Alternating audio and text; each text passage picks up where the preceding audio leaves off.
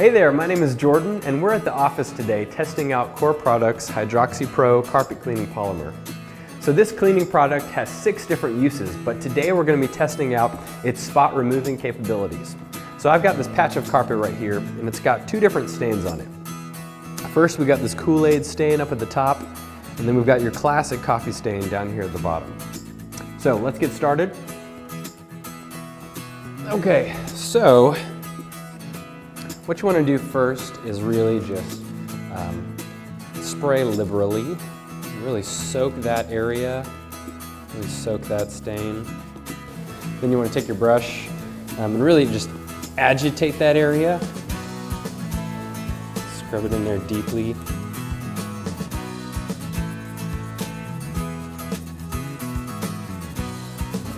Okay, so what you want to do is wait about 5 to 10 minutes. Okay, so after your 5 to 10 minutes, you want to take a paper towel or a rag and then kind of blot or pat dry the area. Make sure you get all the excess liquid out. Okay, let's see how that did. Yeah, that's pretty great. Okay, so we had the Kool-Aid stain up there.